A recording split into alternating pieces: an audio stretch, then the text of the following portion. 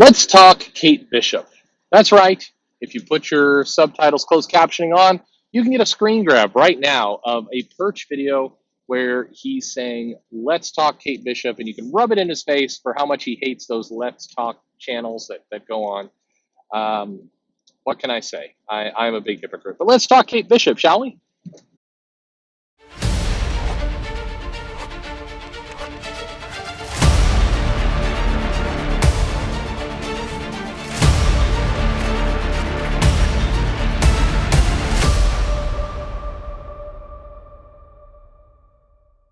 Hey there, this is Perch. We're going all in on Kate Bishop, which I have to say the name carefully because as I'm driving and talking fast, that name comes out as Kate Bishop, which is not at all what I intend and probably is not the way I want to represent the character of this video.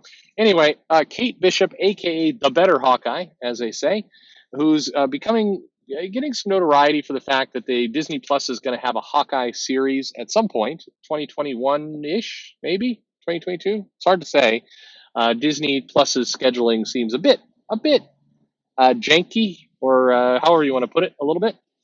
And so it's been reported that we're going to see the transition or the handoff of Clint Barton to Kate Bishop of the Hawkeye mantle. Although, in fairness, that the people saying that are people kind of making it up. Disney hasn't exactly.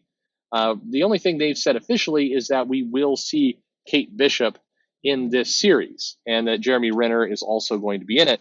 And so a bunch of news sites all ran with the idea of like, haha, this is going to be the handoff. This is the passing of the torch from old guy Jeremy Renner, who's sexist, misogynist, terrible person, to awesome, better Hawkeye Kate Bishop. And this is what they're definitely going to do.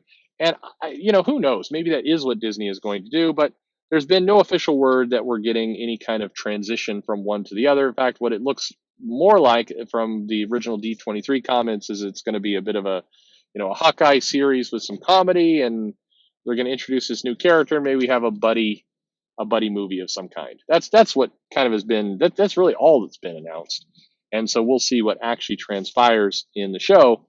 I don't think it's going to be what but some loud people on the internet are claiming it's going to be. But for those of you who are coming into Kate Bishop for the first time, it doesn't sound right either. There is basically she came from the Alan Heinberg Young Avengers series, and she was introduced as kind of rich girl Kate Bishop, and she was having a party, a bit of a soiree with her rich friends, and some terrorists arrived on the scene. The Young Avengers showed up. They stopped the terrorist activities. Kate Bishop showed bravery by not submitting to the terrorists and kind of helping things out and helped the Young Avengers, and then followed them out, and eventually actually kind of got into a relationship, sort of, with Patriot, who was the grandson of Isaiah Thomas. If I got all that right from memory, then, man, pat me on the back. But that's where the character began. The original way she was written was, a bit of a kind of rich girl syndrome. She was a bit naive. She was a bit kind of bitchy. She was kind of not battling for control of the team, but just there was this. She's clearly smart, but she also has some big blind spots in the fact that she's been pampered for much of her life, and she doesn't know a lot of things yet.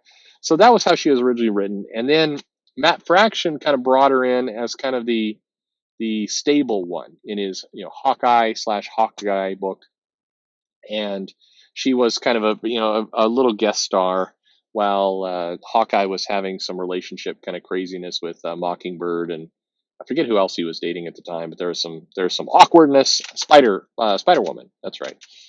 And then she was kind of Kate Bishop was caught in the middle a little bit, and then they segued to her solo book by Kelly Thompson, where she went out to LA and she became a private detective and everything else, and then you had West Coast Avengers, and at that point there was a shift in how she was written to be less of kind of that character who had some good skills, but also had some big kind of arrogance, maybe issues, some blind spots, and then became this kind of super smart, could lead teams, excellent tactician, as they said in the comics, the better Hawkeye. And in my view, at least as a fan, kind of lost a little bit of my interest at that point. I really liked the character when she was introduced in the Alan Heinberg uh, comic with Young Avengers, and I liked the um, Karen Gillian Young Avengers way that she was written there too. I thought that was fine, but then she became a little bit more vanilla. I think she lost some of her depth and her complexity, in her solo book and other things. There's a lot of people who love that title. So, I mean, please understand at this point, if you're listening to this going, "Ah, I love this character. What is he saying?" Please know from all truthfulness, if people like a comic or a character or a book, I'm happy for you, legitimately happy for you. I like it when people find comics and things they enjoy. That's like perfection. That means a comic and a story is landed with a reader. That makes me happy. I guess that's a retailer in me. I just like it when that happens. As a personal, on a personal level, there's no way I'm going to like everything. There's some people that do reviews like, we liked all the comics. All the comics are great this week. No, you do not. That's a big lie. You're not reading the comics. It's impossible to like everything. So I think the key in life is just like what you like, and then don't hate other people for liking things you don't like, and then be confident in what you don't like. If you don't like, I don't know, I like Hickman's X-Men.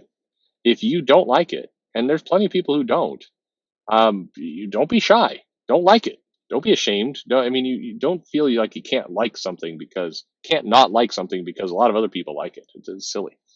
Anyway, we got a bit of a segue there. So Kate Bishop, it's an interesting where she goes with Disney Plus, and this is going to be the interesting thing about the Disney Plus shows is that they need to provide a bit of an origin story.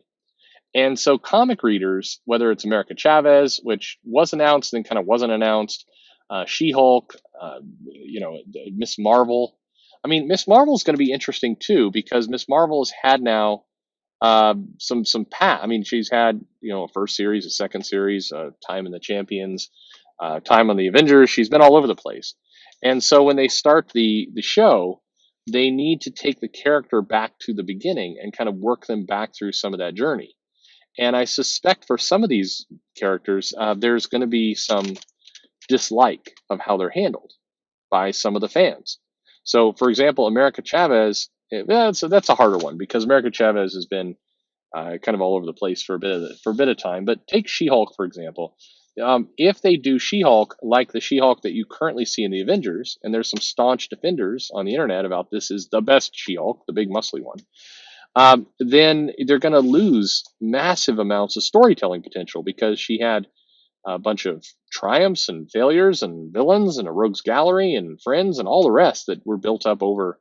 I mean, she was introduced in the 70s. We're talking 50 years almost of past. And so, Disney will not be throwing all that away.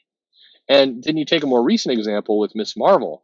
I had some people online talk to me about how the G. Willow Wilson, maybe not realizing that G. Willow Wilson is a Muslim female writer. So people were describing her as a white guy. That her version was terrible, and the I'm not going to pronounce his name right, but the current writer, I'm just not going to try.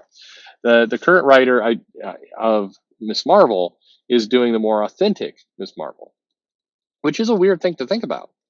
G. Willow Wilson just left the character fairly recently, and to think that that version is now considered old and out of date.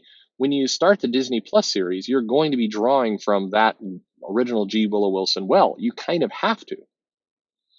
Same thing goes with Kate Bishop. Where are they going to begin Kate Bishop? Are they going to start the series with Jeremy Renner running around in a Hawkeye costume, and then there's some like super successful, smart female private detective who just one day is like, you know what, screw it, I'll be Hawkeye now? Why would that? Wouldn't make any sense. Why would a female successful detective who can lead teams and other things do that? Why Hawkeye? I mean, God, go be Captain America. I mean, I don't know. I'm just saying you have to kind of start these characters from a beginning point. And I think to some of the fan accounts and some of the people who run these, I think that they kind of ignore or forget about those beginning points. And if you're one of those people and you're listening to this now with your teeth gritted and your fist raised, maybe not you. Maybe you're the one who gets it right. Then awesome.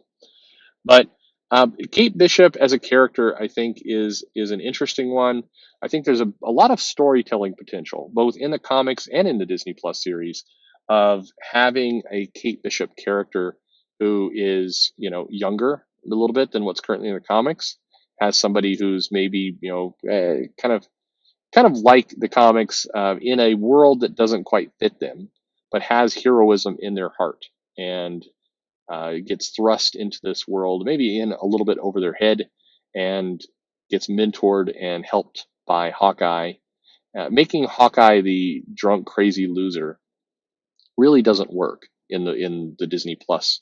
I guess he wasn't drunk, but just kind of shambles of a loser. Because in the comic, he's got a family that was restored through in game. So having him go through that journey only to set up a show where he's a bumbling idiot who can't get anything right, and you have this super confident, capable female character take the mantle, from him because she can do it better. That really doesn't fit that character. That's been established in the MCU. I get how it works in the comics. I get how Matt Fraction did that and everything else, but in the movies, Hawkeye's not in that place. And so if you're going to kind of start up the Hawkeye series with Hawkeye's family getting murdered, and then he turns into a schmuck, I don't know, that's pretty destructive. I wouldn't go that route. But if you're reading the comics now, if you're a person who's not a fan of Kate Bishop, I would urge you go check out the Alan Heinberg series, especially the romance that went on with Patriot. I thought it was really really well done. I thought it was pretty clever. I think there's a lot of depth and complexity of that character that's really in recent years has been left on the table, in my opinion, and hasn't been necessarily replaced with anything particularly deep. Now, others again may have a different view, but that's mine. So, what about you? Are you excited to see a Disney Plus series? Are you do you like the comic character? Do you like the old one, the new one, all of it? I'm interested to hear from you. What do you think? Leave a comment below. Like, subscribe, follow me on Twitter at Comic Perch, and thanks for listening.